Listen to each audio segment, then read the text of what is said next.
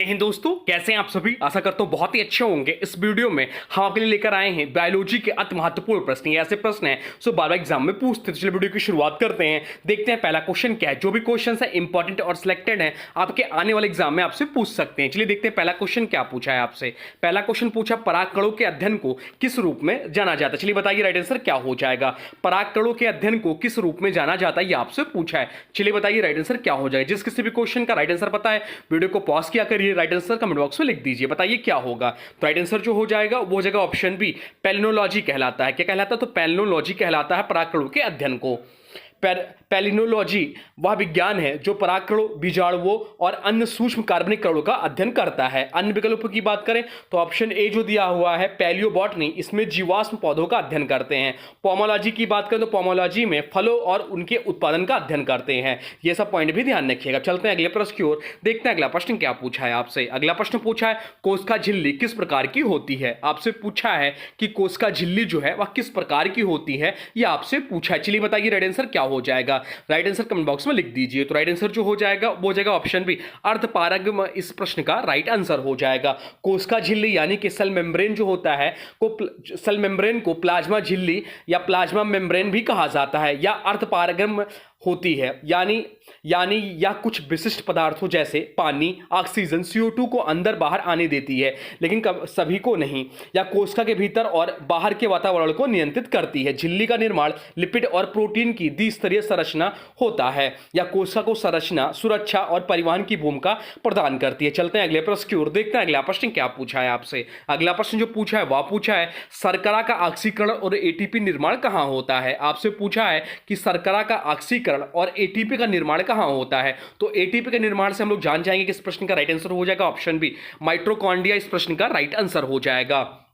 Mitochondria को कोशिका का ऊर्जा गृह कहा जाता है। बहुत ज्यादा एक क्वेश्चन एग्जाम में पूछता है। चलते हैं अगले प्रश्न की ओर, देखते हैं अगला प्रश्न क्या पूछा है आपसे। अगला प्रश्न जो पूछा है वह पूछा है, कोशिका सिद्धांत यानी कि सेल थ्योरी किसने दिया था, यह आपसे पूछा है। चलिए बताइए कोशिका सिद्धांत या सेल थ्योरी किसने दिया था, बताइए इसका राइट आंसर क्या हो जाएगा। तो राइट आंसर जो हो जाएगा वो हो जाएगा ऑप्शन है, स्लाइडर और स्वान ने कोशिका सिद्धांत या सेल थ्योरी दिया था।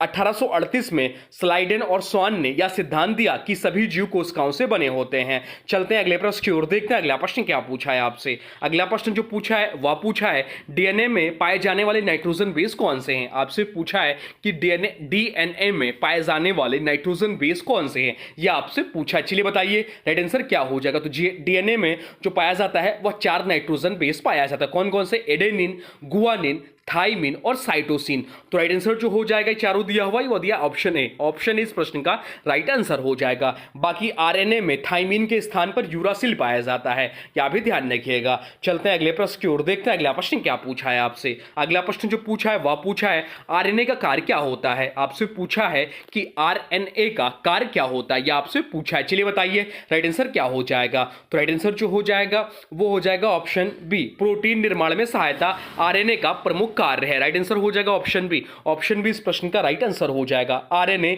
या जिसका फुल फॉर्म होता है राइबो न्यूक्लिक एसिड का मुख्य कार्य प्रोटीन संश्लेषण में सहायता करना है। डीएनए कोशिका में आनुवांशिक जानकारी को संग्रहित करता है, जबकि आरएनए उस जानकारी को प्रोटीन निर्माण स्थल राइबोसोम तक पहुंचाता है। आरएनए के प्रमुख प्रकार बताएं आपको तो एमआरएनए, मैसेंजर आरएनए जिसे बोलते हैं, डीएनए से सूचना लेकर राइबोसोम तक पहुंचाता है। टीआरएनए की बात करें जिसको बोलते हैं ट्रांसफर आरएनए, अमीनो अम्ल को राइबोसोम तक लाता है। और आरएनए की बात करें तो राइबोसोमल आरएनए राइबोसोम का हिस्सा होता है और प्रोटीन संश्लेषण में सहायक होता है। चलते हैं अगले प्रश्न की ओर, देखते हैं अगला प्रश्न क्या पूछा है आपसे। अगला प्रश्न जो पूछा है वह पूछा है, जीन का कार्य क्या है, या जीन का कार्य है वह आपसे पूछा है क्या कार्य है जीन का। तो इसका जो राइट आंसर हो जाएगा चलिए बताइए। तो जीन का जो कार्य है वह लक्षणों का नियंत्रण जीन का कार्य है। राइट आंसर हो जाएगा ऑप्शन सी। ऑप्शन सी इस प्रश्न का राइट आंसर हो जाएगा। जीन डीएनए का वह खंड होता है जो किसी विशिष्ट लक्षण को नियंत्रित करता है। जीन ही तय करते हैं किसी व्यक्ति की आंखों का रंग, बालों की बनावट, त्वचा का रंग, ऊंचाई आदि कैसी होगी। प्रत्येक जीन में एक प्रोटीन बनाने की सूचना होती है जो उस लक्षण के विकास में मदद करता है। जीन को आनुवंशिकता की इकाई भी कहा जाता है। ग्रेगर जॉन मेंडल ने को आनुवंशिकता का जनक कहा जाता है। उन्होंने जीन के सिद्धांतों को पहली बार व्यवहारिक रूप से सिद्ध किया। चलते हैं अगले प्रश्न की ओर, देखते हैं अगला प्रश्न क्या पूछा है आपसे। अगला प्रश्न जो पूछा है, न्यूक्लियोटाइड में कौन कौन से घटक होते हैं। आपसे पूछा पूछा है कि एक न्यूक्लियोटाइड में कौन कौन से घटक होते हैं। तो एक न्यूक्लियोटाइड में जो घटक होते हैं वह होते हैं नाइट्रोजन बेस, फास्फेट और शर्करा। राइट आंसर हो जाएगा ऑप्शन बी। ऑप्शन बी इस प्रश्न का राइट आंसर हो जाएगा। ये डीएनए आरएनए की मूल इकाइयां होती हैं। चलते हैं अगले प्रश्न की ओर, देखते हैं अगला प्रश्न क्या पूछा है आपसे। अगला प्रश्न पूछा है किस जंतु में 4 कक्षीय हृदय पाया जाता है। आपसे पूछा है कि किस जंतु में 4 कक्षीय जो है वह हृदय पाया जाता है। तो इसका जो राइट आंसर हो जाएगा वो हो जाएगा ऑप्शन सी, कबूतर में 4 कक्षीय हृदय पाया जाता है। यह क्वेश्चन एनटीपीसी में पूछा गया है। तो कबूतर में 4 कक्षीय हृदय पाए जाते हैं, तो जिसमें 2 अलिंद्र होते हैं और 2 निलय होते हैं। 4 कक्षीय हृदय जो होता है केवल स्तनधारियों में यानी कि मेमल्स में और पक्षियों में पाया जाता है, जैसे मानव, शेर, कबूतर, चील आदि। अन्य प्राणियों में बात करें तो मछली में 2 कक्षीय हृदय पाए जाते हैं। मेढक जो ऑप्शन में दिया है उसमें 3 कक्षीय हृदय पाए जाते हैं। और छिपकली की बात करें तो छिपकली जो है आंशिक रूप से विभाजित 3 कक्षीय हृदय होते हैं। यह भी ध्यान रखिएगा, पूछ लेता है एग्जाम में। अब चलते हैं अगले प्रश्न की ओर, देखते हैं अगला प्रश्न क्या पूछा है आपसे। अगला प्रश्न पूछा सबसे छोटी जीवित कोशिका किसकी है। आपसे पूछा है कि सबसे छोटी जीवित कोशिका किसकी है, यह आपसे पूछा है। चलिए बताइए राइट आंसर क्या हो जाएगा।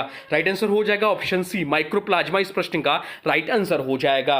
माइक्रोप्लाज्मा सबसे छोटी स्वतंत्र रूप से जीवित कोशिका है। इसका आकार लगभग 0.1 माइक्रोमीटर होता है। माइक्रोप्लाज्मा में कोई कोशिका भित्ति नहीं होती जिससे यह एंटीबायोटिक जैसे पेनिसिलिन के प्रति प्रतिरोधक होता है, या एक प्रोकैरियोटिक सूक्ष्मजीव है और स्वतंत्र रूप से प्रजनन करने में सक्षम होता है। चलते हैं अब अगले प्रश्न की ओर, देखते हैं अगला प्रश्न क्या पूछा है आपसे। अगला प्रश्न जो पूछा है वह पूछा है किस तकनीक का उपयोग डीएनए की प्रतिलिपि बनाने के लिए किया जाता है। आपसे पूछा है कि किस तकनीक का उपयोग डीएनए की प्रतिलिपि बनाने के लिए किया जाता है। तो इसका जो राइट आंसर हो जाएगा वो हो जाएगा ऑप्शन बी, पीसीआर इस प्रश्न का राइट आंसर हो जाएगा। पीसीआर मतलब कि पॉलीमराइज चेन रिएक्शन, डीएनए की लाखों प्रतियां मिनटों में बना सकता है पीसीआर। अब चलते हैं अगले प्रश्न की ओर, देखते हैं अगला प्रश्न क्या पूछा है आपसे। अगला प्रश्न जो पूछा है वह पूछा है कैंसर की पहचान में प्रयुक्त तकनीक कौन सी है। आपसे पूछा है कि कैंसर की पहचान में प्रयुक्त तकनीक कौन सी है, यह आपसे पूछा है। तो इसका जो राइट आंसर हो जाएगा, चलिए बताइए कौन सा राइट आंसर हो जाएगा। राइट आंसर हो जाएगा ऑप्शन बी, बायोप्सी जो है कैंसर की पहचान के लिए प्रयुक्त तकनीकी है। बायोप्सी में ऊतक को निकालकर सूक्ष्मदर्शी से जांच की जाती है। चलते हैं अगले प्रश्न की ओर, देखते हैं अगला प्रश्न क्या पूछा है आपसे। अगला प्रश्न जो पूछा है वह पूछा है प्रोटीन संश्लेषण की प्रक्रिया को क्या कहते हैं। आपसे पूछा है कि प्रोटीन संश्लेषण की प्रक्रिया को क्या कहते हैं। तो इसका जो राइट आंसर हो जाएगा वो हो जाएगा ऑप्शन बी, ट्रांसक्रिप्शन और ट्रांसलेशन कहते हैं। राइट आंसर हो जाएगा ऑप्शन बी इस प्रश्न का राइट आंसर हो जाएगा। प्रोटीन संश्लेषण 2 चरणों में होता है, एक होता है ट्रांसक्रिप्शन और एक होता है ट्रांसलेशन। ट्रांसक्रिप्शन की बात करें तो यह प्रक्रिया कोशिका के नाभिक में होती है। डीएनए की एक स्टैंडर्ड में एमआरएनए तैयार होता है। यह एमआरएनए डीएनए में सूचना लेकर इसे राइबोसोम तक ले जाता है। और दूसरा बात करें ट्रांसलेशन की तो यह प्रक्रिया राइबोसोम पर होती है। एमआरएनए की सूचना के अनुसार टीआरएनए अमीनो अम्ल बनाता है और प्रोटीन श्रृंखला बनती है। चलते हैं अगले प्रश्न की ओर, देखते हैं अगला प्रश्न क्या पूछा है आपसे। अगला प्रश्न पूछा है हड्डियों को सख्त बनाने के लिए कौन सा खनिज आवश्यक है। आपसे पूछा है कि हड्डियों को सख्त बनाने के लिए कौन सा खनिज आवश्यक है। तो इसका जो राइट आंसर हो जाएगा वो हो जाएगा ऑप्शन बी, कैल्शियम इस प्रश्न का राइट आंसर हो जाएगा। कैल्शियम प्लस विटामिन डी हड्डियों को मजबूत बनाती हैं। चलते हैं अगले प्रश्न की ओर, देखते हैं अगला प्रश्न क्या पूछा है आपसे। अगला प्रश्न जो पूछा है वह पूछा है टीबी के रोग का पता लगाने के लिए कौन सा परीक्षण किया जाता है। आपसे पूछा है कि टीबी के रोग का पता लगाने के लिए कौन सा परीक्षण किया जाता है। तो इसका जो राइट आंसर हो जाएगा वो हो जाएगा ऑप्शन सी, मैंटू टेस्ट किया जाता है। ऑप्शन सी इस प्रश्न का राइट आंसर हो जाएगा। मैंटू टेस्ट जो है त्वचा की प्रतिक्रिया द्वारा टीबी की जांच होती है। चलते हैं अगले प्रश्न की ओर, देखते हैं अगला प्रश्न क्या पूछा है आपसे। अगला प्रश्न जो पूछा है वह पूछा है डीएनए का पूरा नाम क्या है। बहुत ज्यादा एग्जाम में क्वेश्चन यह पूछता है डीएनए का पूरा नाम क्या है। तो डीएनए का जो पूरा नाम है वह डीऑक्सीराइबोस न्यूक्लिक एसिड। तो राइट आंसर हो जाएगा ऑप्शन ए। ऑप्शन ए इस प्रश्न का राइट आंसर हो जाएगा। अब चलते हैं अगले प्रश्न की ओर, देखते हैं अगला प्रश्न क्या पूछा है आपसे। अगला प्रश्न पूछा है डीएनए की प्रति बनाने की प्रक्रिया को क्या कहते हैं। आपसे पूछा है कि डीएनए की प्रति बनाने की प्रक्रिया को क्या कहते हैं। अभी हम लोग पढ़े भी हैं, चलिए बताइए राइट आंसर क्या हो जाएगा। जाएगा? तो राइट आंसर हो जाएगा ऑप्शन सी,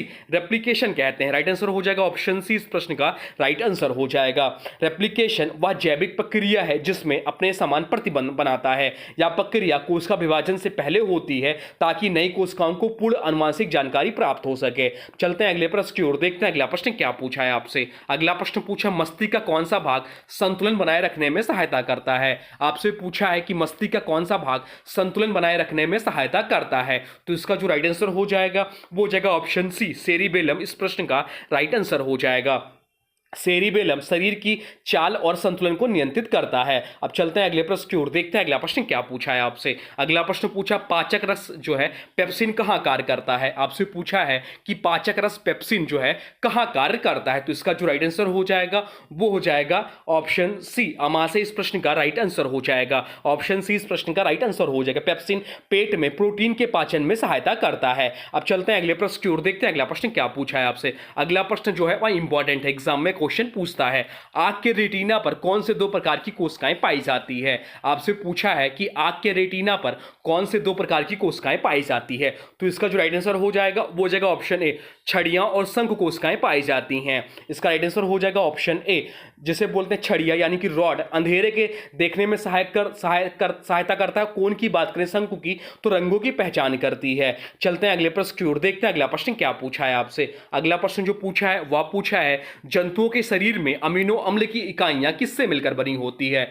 आपसे पूछा है कि जंतुओं के शरीर में अमीनो अम्ल की इकाइयां किससे मिलकर बनी होती है। तो इसका जो राइट आंसर हो जाएगा वो हो जाएगा ऑप्शन बी, प्रोटीन इस प्रश्न का राइट आंसर हो जाएगा। प्रोटीन अमीनो अम्ल की श्रृंखला से बने होते हैं। चलते हैं अगले प्रश्न की ओर, देखते हैं अगला प्रश्न क्या पूछा है आपसे। अगला प्रश्न जो पूछा है वह पूछा है परागकण के बाद अंडाशय किस में परिवर्तित होता है? आपसे पूछा है कि परागकण के बाद अंडाशय किस में परिवर्तित होता है। तो राइट आंसर जो हो जाएगा वो हो जाएगा ऑप्शन सी, फल इस प्रश्न का राइट आंसर हो जाएगा। फूल का अंडाशय परागकण के बाद फल बनता है। अब चलते हैं अगले प्रश्न की ओर, देखते हैं अगला प्रश्न क्या पूछा है आपसे। अगला प्रश्न पूछा है शरीर में जल की मात्रा को नियंत्रित करने वाला हार्मोन कौन सा है? बहुत ज्यादा एग्जाम में क्वेश्चन पूछता है कि शरीर में जल की मात्रा को नियंत्रित करने वाला हार्मोन कौन सा है। तो इसका जो राइट आंसर हो जाएगा वो हो जाएगा ऑप्शन ए, एडीएच हार्मोन, जिसे बोलते हैं एंटी डाययूरेटिक हार्मोन। सीधे सीधे फुल फॉर्म भी पूछ लेता है। एडीएच जो है वृक्क में जल अवशोषण को नियंत्रित करता है। चलते हैं अगले प्रश्न की ओर, देखते हैं अगला प्रश्न क्या पूछा है आपसे। अगला प्रश्न पूछा लीवर में कौन सा विटामिन संग्रहित रहता है? आपसे पूछा है कि लीवर में कौन सा विटामिन जो है वह संग्रहित रहता है। तो लीवर में जो विटामिन संग्रहित होता है उसका रासायनिक नाम होता है रेटिनॉल। आप लोग बताइए रेटिनॉल किस विटामिन का नाम है? तो रेटिनॉल जो है विटामिन ए का रासायनिक नाम है, यही लीवर में संग्रहित रहता है। विटामिन ए शरीर में संग्रहित होने वाला वसा घुलनशील विटामिन है। चलते हैं अगले प्रश्न की ओर, देखते हैं अगला प्रश्न क्या पूछा है आपसे। अगला प्रश्न पूछा है शरीर में यूरिया का निर्माण किस अंग में होता है? आपसे पूछा है कि शरीर में यूरिया का निर्माण किस अंग में होता है। चलिए बताइए राइट आंसर क्या हो जाएगा। तो राइट आंसर हो जाएगा ऑप्शन बी, यकृत में जो है यूरिया का निर्माण होता है। यकृत अमीनो अम्ल के अपघटन से यूरिया बनाता है। चलते हैं अगले प्रश्न की ओर, देखते हैं अगला प्रश्न क्या पूछा है आपसे। अगला प्रश्न पूछा उत्परिवर्तन क्या है? आपसे पूछा है कि उत्परिवर्तन क्या है।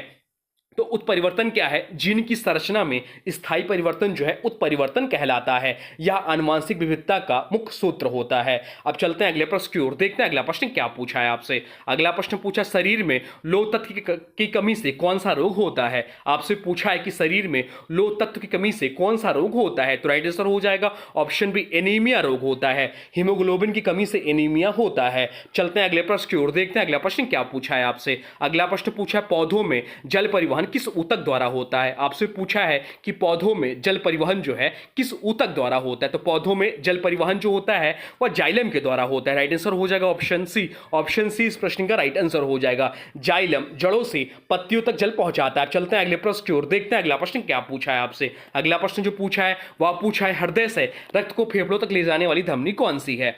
हृदय से रक्त को फेफड़ों तक ले जाने वाली धमनी कौन सी है? तो राइट आंसर जो हो जाएगा वो हो जाएगा ऑप्शन बी, पल्मोनरी धमनी इस प्रश्न का राइट आंसर हो जाएगा। ऑप्शन बी इस प्रश्न का राइट आंसर हो जाएगा। इसे इंपॉर्टेंट मान कर लीजिए। पल्मोनरी आर्टरी जो है शुद्धिकरण के लिए अशुद्ध रक्त को फेफड़ों तक ले जाती है। अब चलते हैं अगले प्रश्न की ओर, जो कि आज का अंतिम प्रश्न है। देखते हैं क्या पूछा है आपसे। या पूछा है आपसे गाजर के लाल रंग का कारण कौन सा तत्व है? आपसे पूछा है कि गाजर के लाल रंग का कारण कौन सा तत्व है। तो गाजर के लाल रंग होने का कारण जो है बी कैरोटीन है। राइट आंसर हो जाएगा ऑप्शन बी। ऑप्शन बी इस प्रश्न का राइट आंसर हो जाएगा। B carotene vitamin vitamin A का पूर्ण पूर्व रूप है। तो ये रहे आपके टॉप 30 बायोलॉजी के अति महत्वपूर्ण प्रश्न जो आपके लिए बहुत ही इंपॉर्टेंट है। और कुछ प्रीवियस वीडियो भी हो चुके हैं, तो उसका प्लेलिस्ट भी बना है, आप चाहे तो वहां से पुराने वीडियो भी देख सकते हैं। अब आज की वीडियो से प्रश्न है, इसका राइट आंसर आप लोगों को कमेंट बॉक्स में बताना है। आज की वीडियो से प्रश्न है, सबसे छोटी जीवित कोशिका किसकी है? आपसे पूछा है कि सबसे छोटी जीवित कोशिका किसकी है। इसका जो भी राइट आंसर होगा कमेंट बॉक्स में जरूर बताइए, और वीडियो कैसा लगा इसके बारे में भी जरूर बताइए। कोई सुझाव हो तो अभी कमेंट बॉक्स में लिख दीजिए। और हाँ देखिए, अभी तक आपने वीडियो को लाइक नहीं किया तो प्लीज वीडियो को लाइक कर दीजिए और वीडियो को शेयर कर दीजिए, और चैनल पे नए हैं तो चैनल को सब्सक्राइब भी कर लीजिए। तो चलिए